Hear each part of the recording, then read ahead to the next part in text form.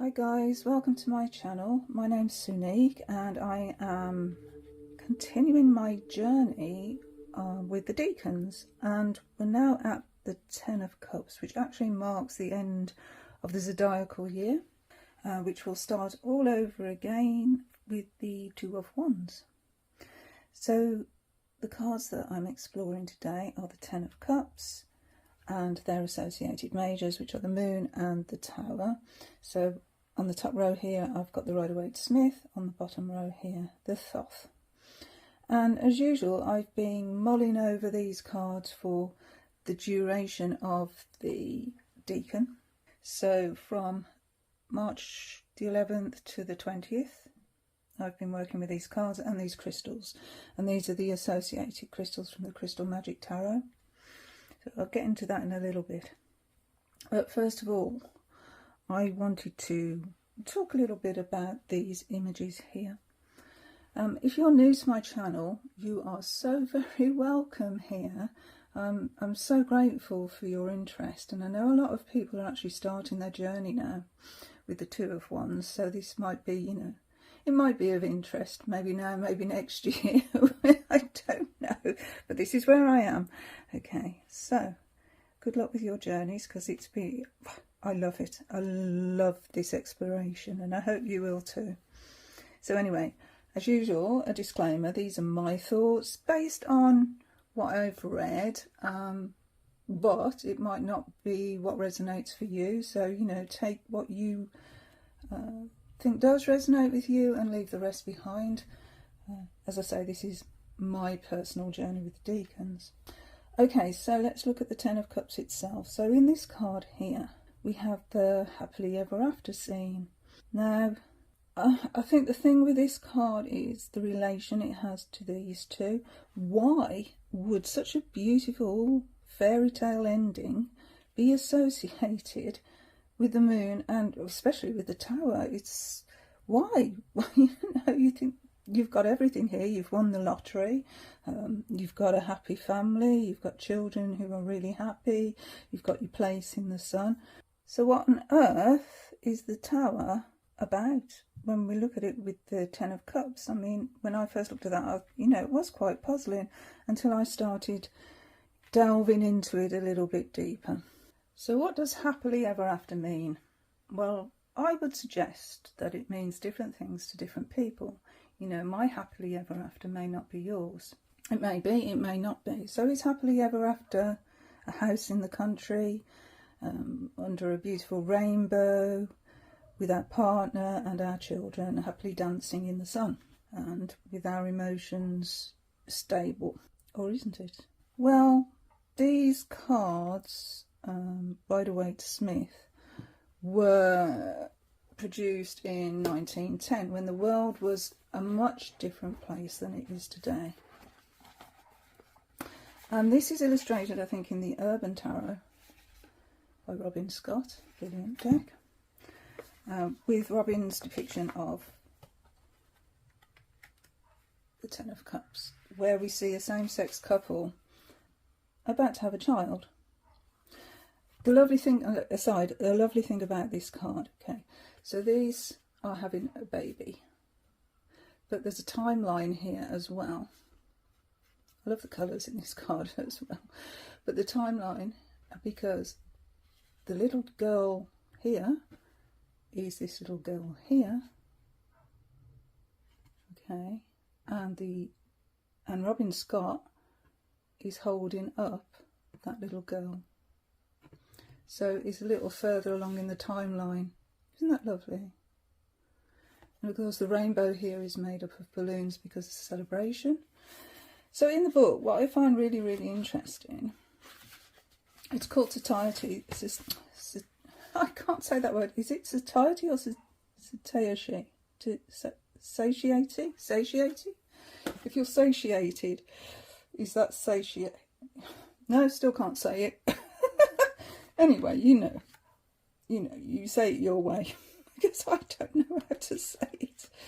So anyway, right, going back, it says that Robin wanted this card to be an homage to Pixie.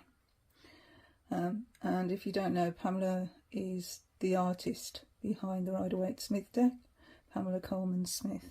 The reason why is because Pamela Coleman-Smith was a woman of colour and she was also gay. Robbins says, I've long believed that Pamela Coleman-Smith deliberately inserted herself into the Ten of Cups, depicting herself and her female partner living together as a family with 2 children of their own under a rainbow. I strongly believe, although we can never know for sure, that what we are seeing in that card is the impossible dream of a happy same-sex marriage drawn by a queer woman of colour over a century ago.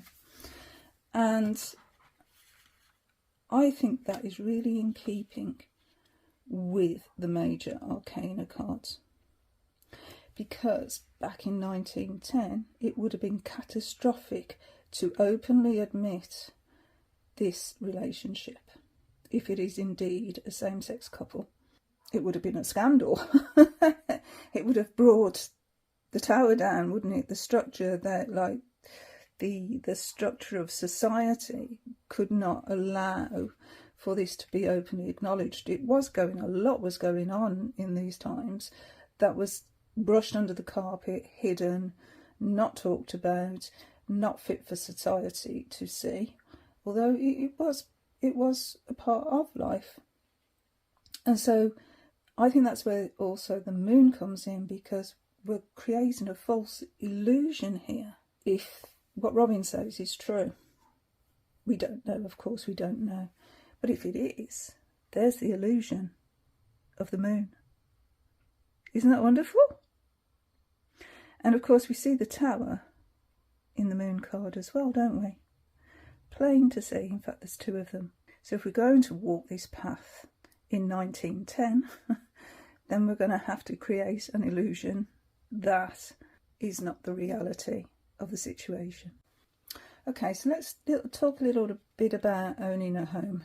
And obviously these are celebrating their good fortune and their home on the hill, their safe place, a place that they've probably worked very hard to get, because let's face it, buying your own home and owning your own home isn't, it takes a lot of hard work to do that, really, for most of us.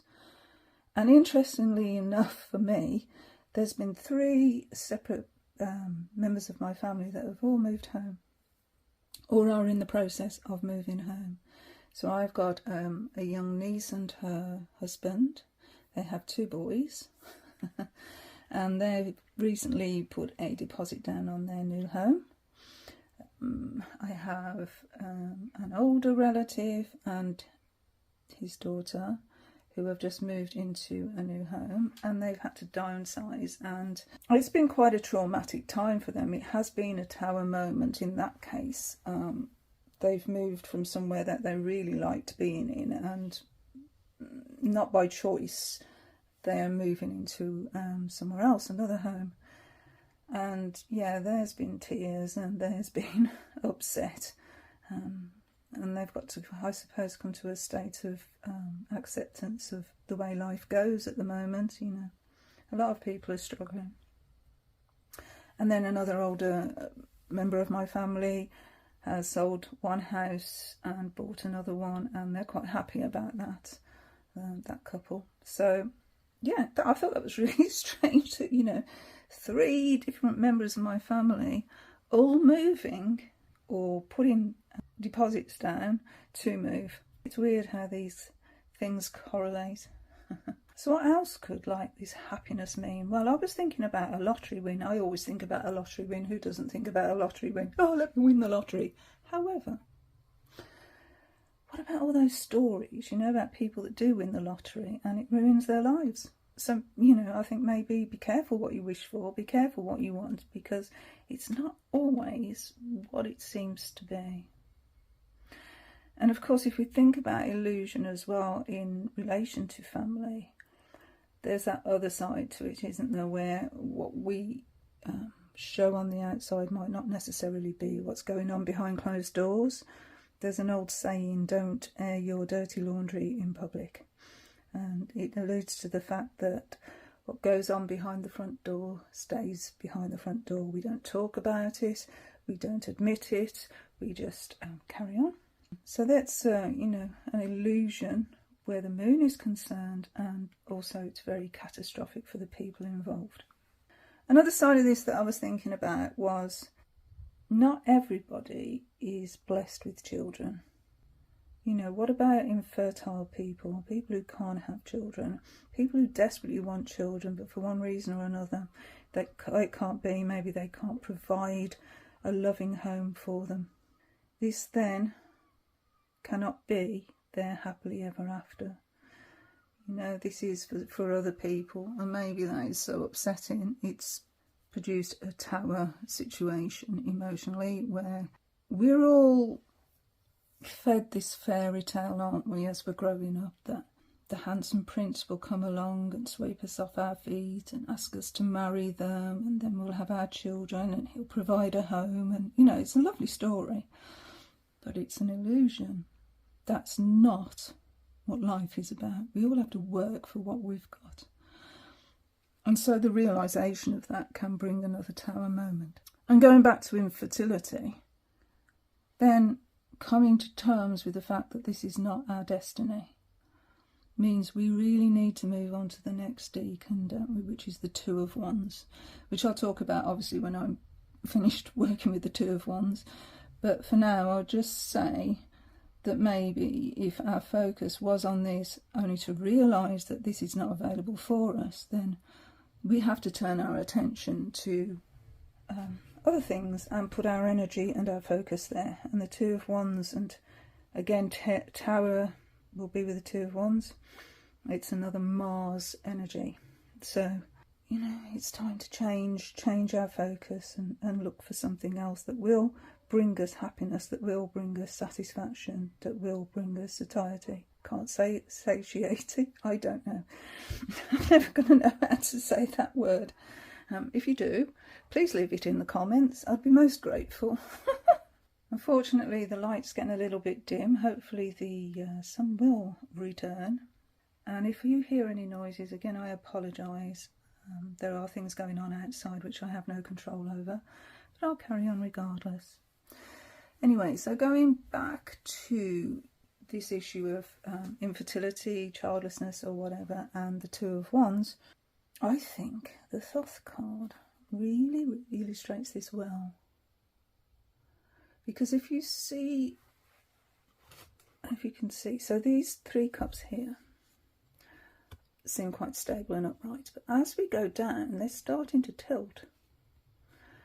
And what I'm thinking there is they're tilting towards the next decan, the Two of Wands. So if we can't have this that we wish for, this is the top of the tree of life, by the way. And as we realise that we can't have these things, then we've got to turn our attention down to the next decan, the Two of Wands. So that's where sort of my thinking was in that one. We can't let this tower define us. And sometimes we just can't live under the illusion that life is all roses. And so we have to refocus. And that's, I think, all I'm going to say now on that one. And of course, our rainbows are fleeting. They are an illusion, aren't they? You know, rainbows don't last more than sometimes a few seconds, sometimes a few minutes, but not very long at all. And so I think that's where that Wheel of Fortune analogy comes as well. Good times, bad times, but nothing is permanent. You know, that beautiful house there needs maintaining.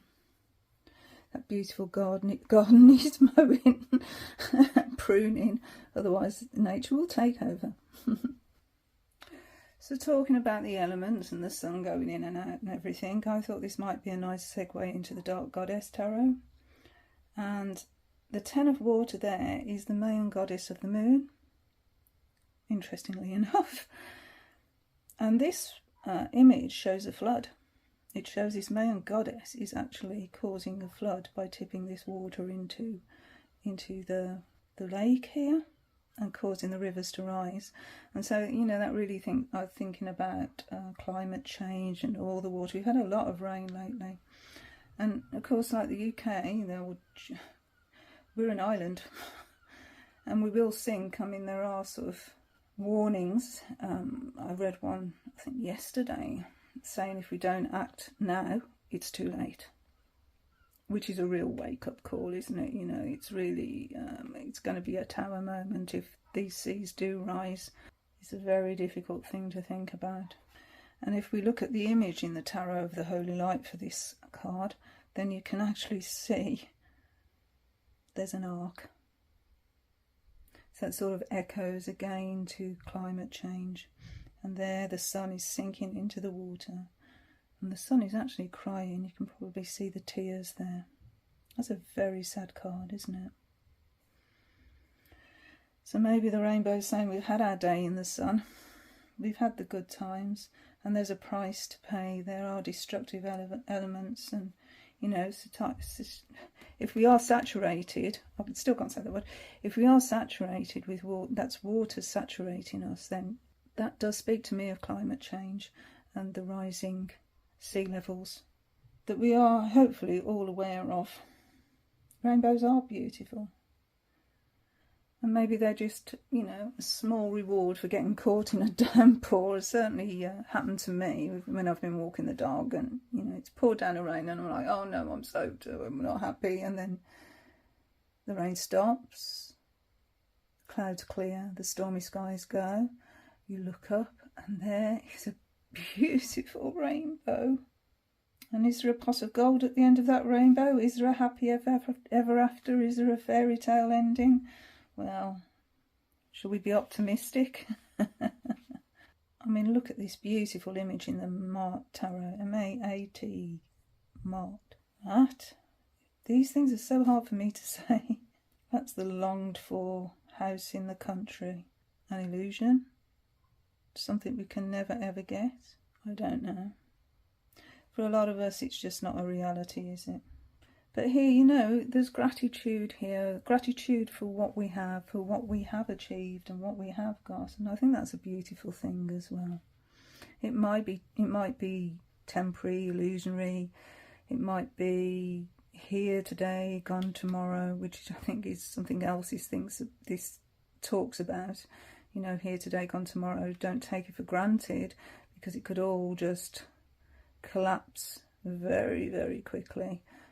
As we have known in history, time and time again. So I think that shows the underlying beauty within a happy marriage and the way that they can overcome their difficulties if their love is strong enough, because there will be difficulties, there will be hard times when we think we can't go on. But if love is strong enough, then we do at least stand a chance, don't we? Okay, so let's lighten up a bit and look at the Golden Dawn association that's demonstrated here in the Liber T. Avert your eyes if you're easily offended. But here we can see some strange goings on. Very naughty. And this is to illustrate Mars aspect of the card. So the Tower Mars aspect here. And that's about steamy energy, because if we put together water and fire, so water here, fire here, what do we get? We get steam. So we get a real steamy situation going on here. And this depicts Mars, whose desire is out of control. And it really is out of control there, isn't it? That's some going on.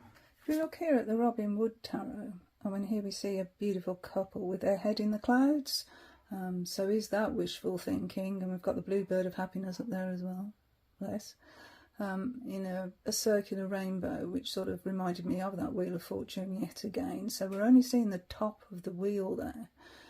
So they're in a great place at the moment. I think we've got a little robin down there as well. I'm not sure. There would be a reason, because Robin would always put everything in there, in every one of the cards, for an actual reason. But what interested me here, the two things: one, their head in the clouds. So yeah, wishful thinking. But also it says in the meaning, one of the meanings is respect from your neighbours. Now I thought that was really interesting, you know, sort of talking about the illusion aspect of it, keeping up with the Joneses. And maybe we can't afford what the Joneses have got, but we're doing it anyway and getting ourselves in debt, just to show that we have just as much as they've got and we're just as happy as they are. Yeah, I mean, sort of thinking about Instagram and, you know, social media and all that, where people show their best life and we all get very jealous, but in actuality that might not be reality.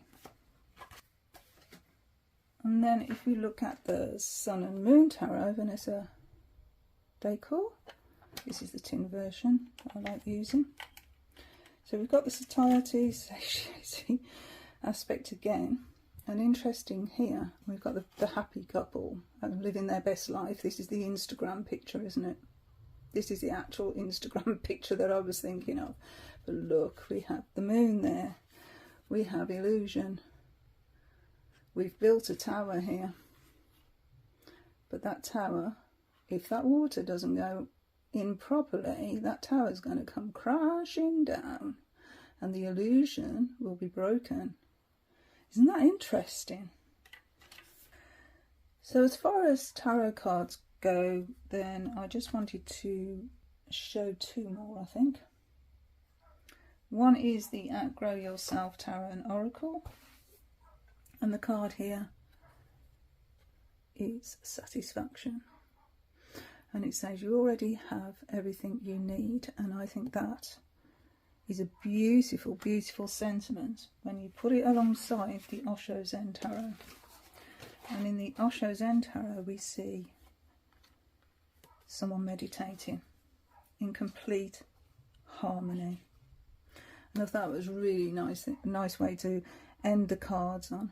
Is focusing on what you have, not trying to keep up with the Joneses, not trying to have that Instagram illusion. I'm sorry if I'm upsetting anybody by that, but I think you know what I'm talking about.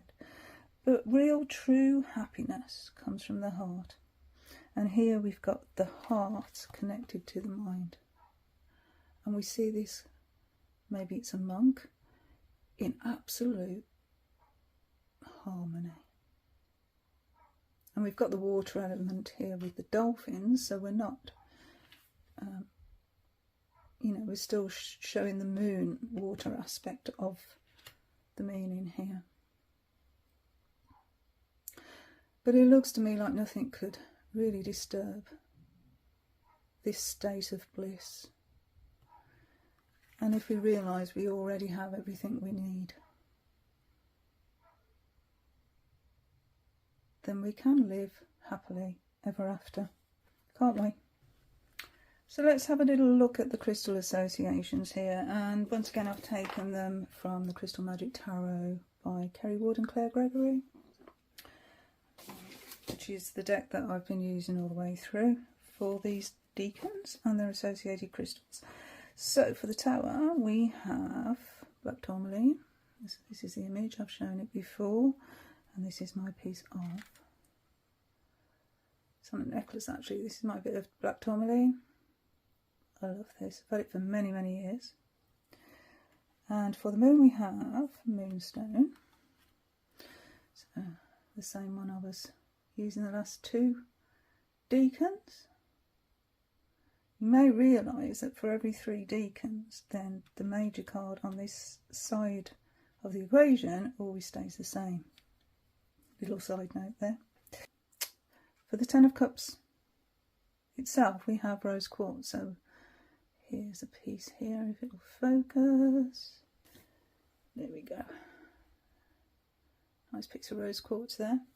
Now, I know rose quartz is a very popular stone for the heart chakra. And I'm going to admit here that I don't like rose quartz. What a controversial thing to say, but I don't. I've never liked it. I've tried working with it time and time again, and on a personal level, it doesn't work for me. I more tend to go for pink calcite. If I'm going to go for a pink stone, it will be pink calcite. I find it's got a lot gentler energy for me. But sometimes I think rose quartz can be quite brutal. Just my opinion. So, yeah, I know a lot of people swear by rose quartz.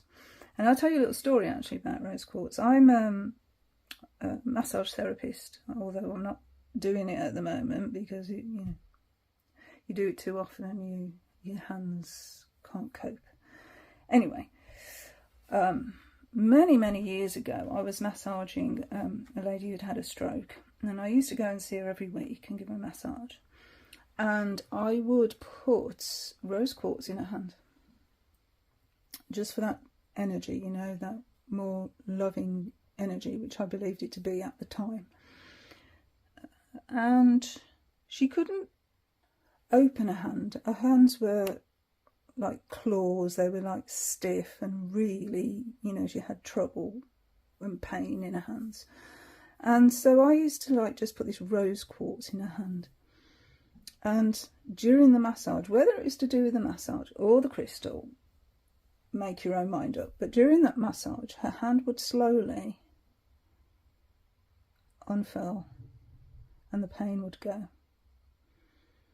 And also over time that rose quartz went milky white, almost like it gave all of its energy to this lady, and that stayed with me ever since.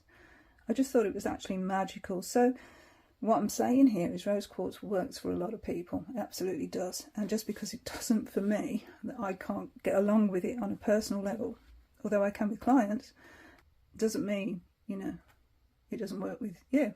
It most probably does. My real go-to is sapphire. I love sapphire. But anyway, back to this. So, I've been digging around some of my old decks and I've come across some interesting images and information. So one of my earliest decks is the Crystal Ally cards. So let's take these out of the way and I'll just show you. So I mean the images aren't brilliant on this deck, I've got to say. It's a very old deck. A very old deck. I don't even know how old. Let's have a look. This is the book, Crystal Ally Cards, Crystal Path to Self-Knowledge, and this is the author. And this was, see, really old. Long time. But it is a brilliant book. I don't know if you can actually still get this set anymore. I'm not too sure. But it's one I do actually recommend for the book if you are interested at all in crystals. So it's really interesting.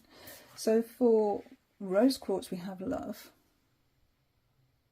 because it is a heart chakra and it's in a heart shape.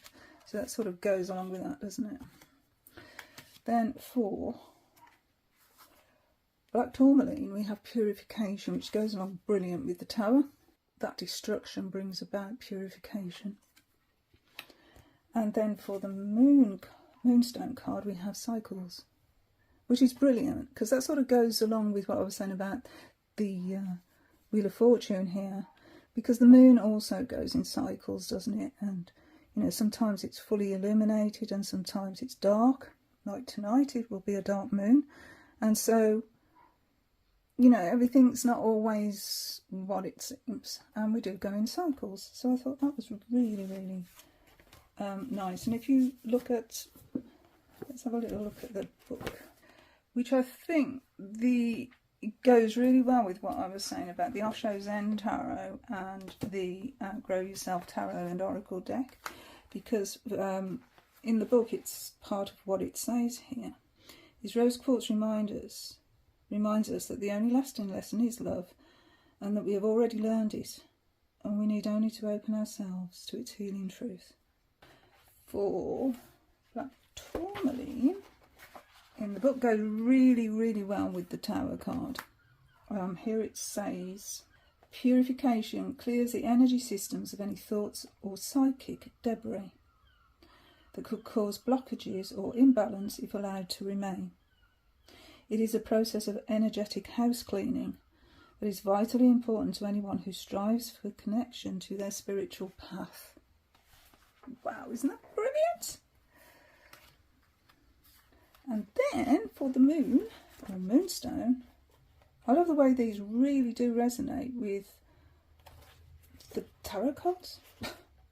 And it says the frequency of Moonstone encourages us to pay attention to the cycles in our lives. Each cycle that we complete takes us one level higher on the great spiral. With each cycle, our wisdom, understanding and self-knowledge is increased. Moonstone asks us to celebrate the milestones and rites of passage that each new cycle brings. Just as the moon herself grows full and wanes, so too do aspects of our lives. So that's the Crystal Ally cards. And another old deck that I found was this one here, the Crystal deck, and basically it's pictures of the cards and then the information is on the back of the card. So here we have Moonstone and a picture of a moonstone, and then on the back we have an explanation of it and even a divinatory meaning. And so rose quartz, we've got some keywords on the bottom. Romantic love, which, yeah, maybe goes along here. And then black tourmaline here, but it says all the different colours there, because there are obviously different colours of tourmaline. Some beautiful ones as well. And then this one also sort of talks about cycles. So there's that. And then I had a look at the lovely Alana Fairchild's Crystal Mandala Oracle. Channel the power of heaven and earth. This beautiful deck this is. And it is what it says on the box, you know, it's crystals and mandalas. And so for our rose quartz here, we have heart healing. Those are the backs. Black tourmaline, we have purification. And there's other assignments as well to the cards. But yeah, it's a lovely deck if you're wanting one. And then finally, I've shown this before, the Astral Realms Crystal Oracle, which is a beautiful one. And they've got very soft images on these. So we have Transcendence here for Moonstone, and it's actually assigned to the crown chakra. And we have an Om symbol there. For rose quartz we have Venus. And the key word here is empathy. And then for black tourmaline we have Pluto, interestingly enough, and regeneration.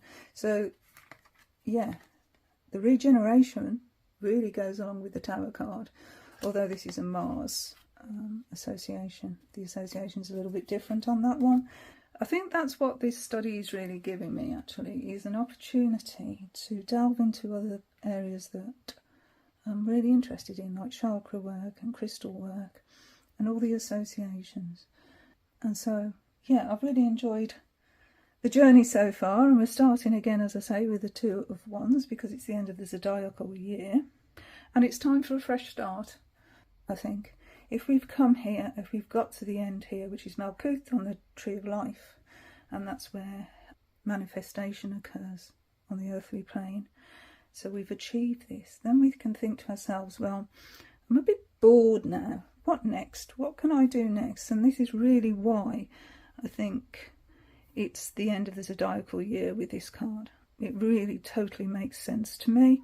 It's that happily ever after. It doesn't really leave room for growth. And if we want to grow, then maybe this has to happen. This illusion needs to break and we need to move on. And unfortunately that does happen in marriages, doesn't it? You know, where one partner outgrows the other. And instead of thinking they've got everything that they need, they're looking for something more. And in doing so, they destroy this beautiful, happy ending, and everything goes upside down. We get thrown out of our beautiful home because maybe we can't afford to maintain it on our own. And so our whole world just falls apart, you know. It could be a divorce, it could be a bereavement, it could be an eviction. You know, there are many reasons why this tarot can actually allude to the card. But I didn't want to end on a negative note, and I've just ended on a negative note. I wanted to end on that harmony card, actually, you know, that beautiful Osho Zen harmony card, because inner peace is happiness. Inner peace is true happiness. And what happens in our lives is illusory and temporary, and even bad times don't last. And so on that note, I'm looking forward to our new year. For me, this is the new year. I've always thought of this time as the new year, not Christmas and New Year's, you know, tradition. But for me, this is the time. You know, when the clocks change, we've just had Mother's Day, which, here we go, Mother's Day. So it all sort of coincides as well, doesn't it? I think it's brilliant the way it all coincides. But yeah, so for me, this is the new year. So happy Ostara, happy New Year, and happy journeys. And hopefully I will see you in my next video. And thank you so much for watching and being here. Okay, I'm going to go now. Bye.